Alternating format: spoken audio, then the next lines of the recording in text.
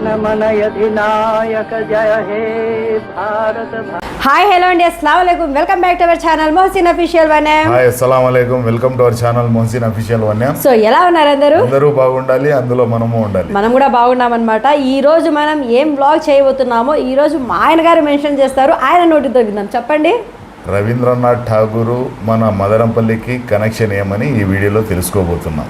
Okay, so తెలిసింది కదా. So Rabindranath Tagore గారు మన మదనపల్లికి ఏం కనెక్షన్, ఇక్కడ వచ్చేసి జాతీయ గీతాన్ని ఆంగ్లం అంటే ఇంగ్లీష్లో అయితే ట్రాన్స్లేట్ చేసి ఆయన ఇక్కడే రాశారనమాట. అది ఎప్పుడు రాశారు, ఎక్కడ రాశారు, ఆ ప్లేస్ మొత్తం నేను ఈరోజు అయితే మీకు ఈ వీడియోలో చూపించబోతున్నా. మన మదనపల్లికి మామూలు చరిత్ర లేదండి బాబోయ్, చాలా చరిత్ర ఉంది. ఆ చరిత్ర తెలుసుకోవాలంటే ఇంకా టైం పడుతుంది, కొద్దిగా తెలుసుకుందాం.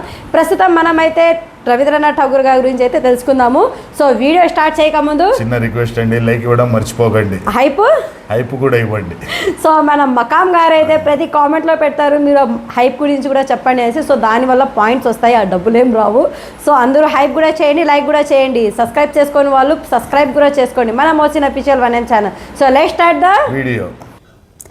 ఇప్పుడు మనం మదనపల్లి జిల్లాలోని అనీబీసెంట్ సర్కిల్ దగ్గర అయితే ఉన్నామన్నమాట. ఇది వచ్చేసి మనకు బీటీ కాలేజ్ అనీబీసెంట్దే కాబట్టి అందుకనేసి దీనికి అనీబీసెంట్ సర్కిల్ అంటారు. చాలా మంది తెలియక బెంగళూరు బస్ స్టాండ్ సర్కిల్ అంటారు, అంటే బెంగళూరు రోడ్ సర్కిల్ అనేసి కూడా అంటారు అనమాట. ఇక్కడ వచ్చేసి ఇప్పుడు మనం ప్రస్తుతం అయితే రైట్కి అయితే తీసుకొని లోపలికి వెళ్ళామంటే కొద్ది దూరం మనం లెఫ్ట్ సైడ్ చూస్తే మనకైతే బీటీ కాలేజ్ అయితే వస్తుంది. ఈ బీటీ కాలేజ్ దాటిన తర్వాత మనకైతే రవీంద్రనాథ్ ఠాగూర్ గారు మనకు జాతీయ గీతాన్ని అయితే ఆంగ్లంలో మార్చి రాశారంటారు కదా. సో ఆ ప్లేస్ చూడడానికి అయితే వెళ్ళబోతున్నాం మనం ప్రస్తుతం. ఇప్పుడైతే అంతకుముందు మనకు తెలియాల్సింది ఏమంటే ఆయన జాతీయ గీతాన్ని ఇక్కడే ఆంగ్లంలో మార్చారు, అలాగే ఇక్కడే అయితే దాన్ని మార్నింగ్ సాంగ్గా అయితే ఇక్కడే మార్చారనమాట.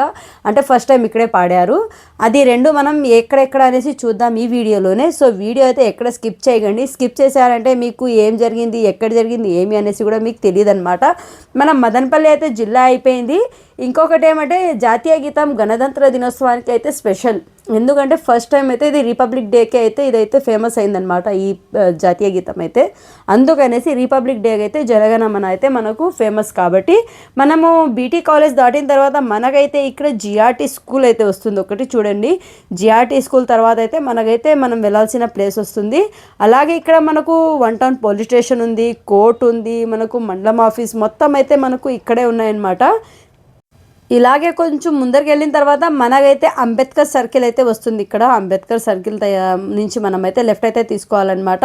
లెఫ్ట్ వెళ్ళిన తర్వాత మనకు అక్కడ ఒక కాటేజెస్ అయితే ఉంటుందన్నమాట. ఆ కాటేజెస్లో వచ్చేసి రవీంద్రనాథ్ ఠాగూర్ గారు ఆయన సాంగ్ అయితే అక్కడే రాశారండి, ఆంగ్లంలోకి అయితే మాట్లాడండి. ఇప్పుడు మనం లోపలికి అయితే వెళ్దాము.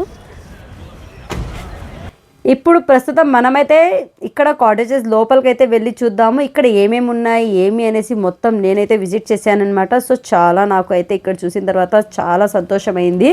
ఇక్కడ మనకు రవీంద్రనాథ్ ఠాగూర్ గారు ఆయన ఎవరెవరితో కలిశారు, ఆయన ఏమేమి చేశారు, ఆయన లైఫ్ స్టైల్ ఏమి, ఆయన ఎలా బతికేవారు, ఇలాంటివన్నీ ఇక్కడికి వెళ్ళిన తర్వాత అయితే నాకైతే చూసి చాలా ఆనందం వేసింది.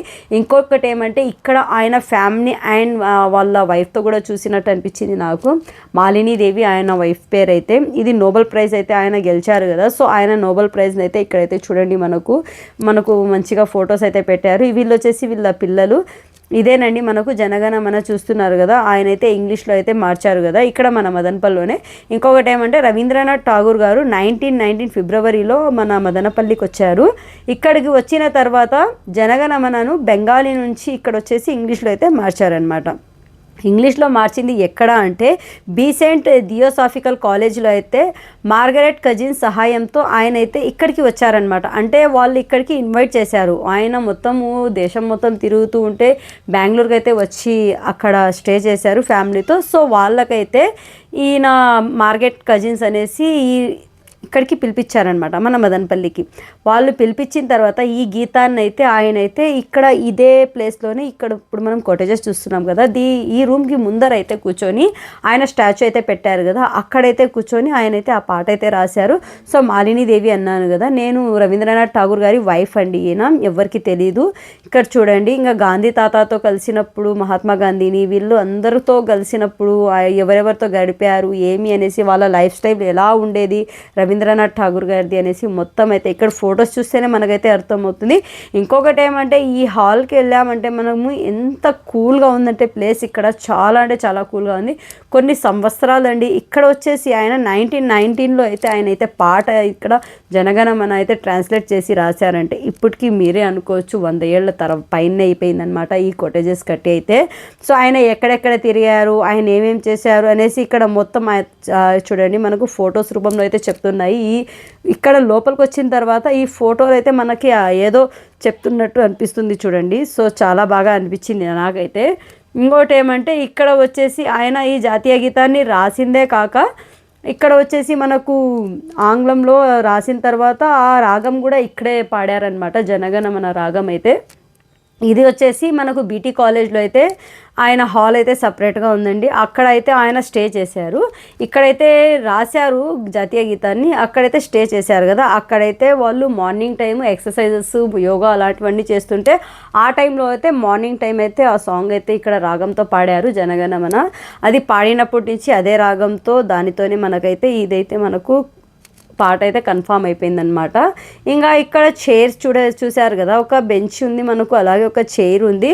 సో దానిపైన అయితే ఆయన ఇక్కడ కూర్చొని ఏదైనా కానీ రాయడానికి కానీ ఇంకా జాతీయ గీతాన్ని ఆంగ్లంలో మార్చడానికి కానీ ప్రతిదానికైతే ఇక్కడ ఉన్న దినాలు ఆయన దానిపైనే కూర్చొని అయితే రాసేవారంట. కవితలు ఏమైనా కానివ్వండి ఇక్కడైతే రాసేవారు. ఈ చరిత్ర అయితే చాలా ముఖ్యమైన చరిత్ర. ఇది వచ్చేసి బెంగాలీ సాంగ్ అండి. అంటే బెంగాలీలో రాసిన జనగణమన అయితే ఇక్కడికి వచ్చిన తర్వాత మన మదనపల్లిలో ఈ జనగణమన గీతాన్ని అయితే ఇక్కడ వచ్చేసి మనకు ఇంగ్లీష్లో అయితే ట్రాన్స్లేట్ చేసి రాయడం అయితే మన మదనపల్లికి చెప్పుకోవాల్సిన చరిత్రే కదండి ఇది కూడా.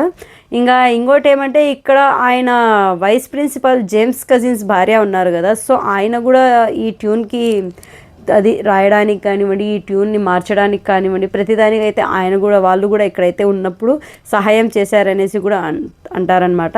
ఆయనకి ఇక్కడ ఎందుకు నచ్చిందంటే రవీంద్రనాథ్ ఠాగూర్ గారికి మన మదనపల్లి సైడ్ అయితే క్లైమేట్ అండి, ముందు నుంచి మన క్లైమేట్ అయితే చాలా అంటే చాలా ఫేమస్, చాలా కూల్గా ఉంటుంది అనేసి ఇదైతే మనకు ఇంకా గిన్నీస్ బుక్ రికార్డుకి ఎక్కాలి అంతే అనుకుంటా నేనైతే. చాలా బాగా కూల్గా ఉంటుంది. మనకు ఆంధ్ర ఔటీ అయితే దగ్గరగా ఉంది.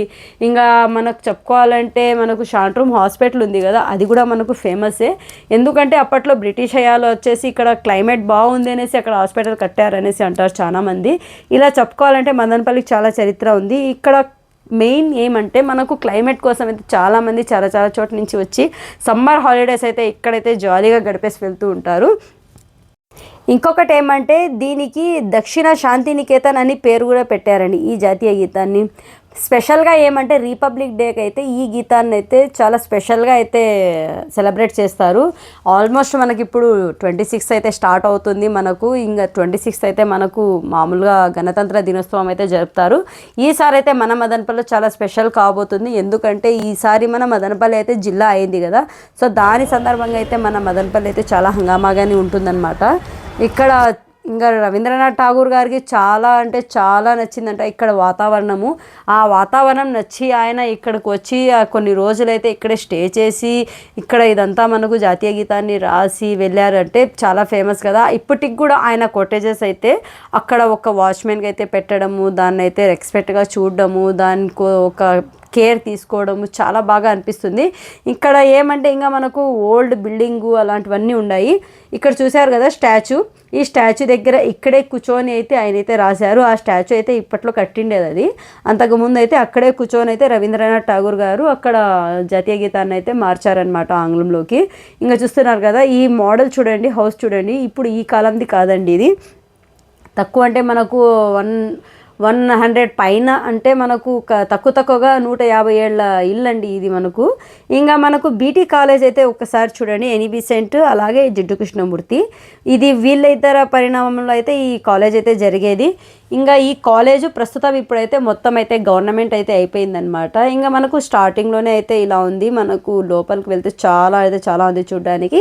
ఇంకా ఇది ఓల్డ్ అయిపోయింది కదా, అక్కడక్కడ అయితే బిల్డింగ్స్ అయితే అక్కడక్కడ అది చెప్తారు కదా మొత్తం అక్కడక్కడ రాలిపోయి పడిపోయింది, అది కడుతున్నారు కొత్తగా. ఇక్కడ ఏమేమి ఉన్నాయి చూడండి, ప్రిన్సిపల్ రూము, అడ్మిషన్స్, ఇలాంటివన్నీ మనకు ఏమేమి ఉన్నాయనేసి బోర్డు స్టార్టింగ్లోనే వేసి పెట్టారు.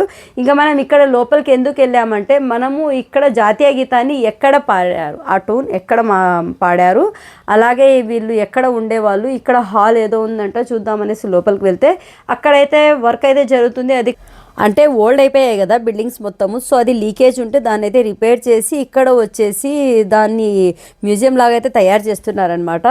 ఇంకా అది మొత్తము విన్నారు, అదంతా చూసారు. ఇంకా జాతీయ గీతం పాడడము, వినడము, మొత్తం రాయడము మొత్తం అయింది కదా.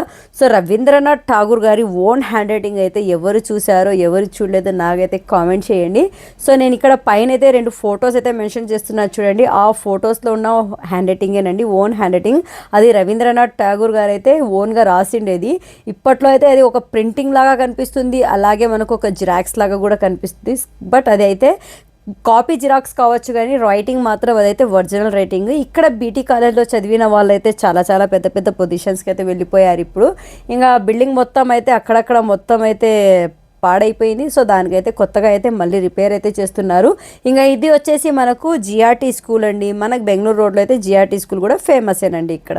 సో చూసారు కదండి రవీంద్రనాథ్ ఠాగూర్ గారి హిస్టరీ ఎలా అనిపించిందో. వీడియో పైన మీ అభిప్రాయాన్ని అయితే కామెంట్ రూపంలో అయితే తెలపండి. సో మన ఛానల్ ఎవరైనా కానీ ఫస్ట్ టైం చూసే వాళ్ళు సబ్స్క్రైబ్ చేసుకోండి. వీడియో నచ్చితే లైక్ చేయండి, షేర్ చేయండి. మోహసిన్ అఫీషియల్ ఆన్లైన్ ఛానల్ని సబ్స్క్రైబ్ చేసుకోవడం మర్చిపోకండి. మరో ఇంట్రెస్టింగ్ వీడియోతో ఇంకోసారి కలుద్దాం. అంతవరకు బాయ్ బాయ్.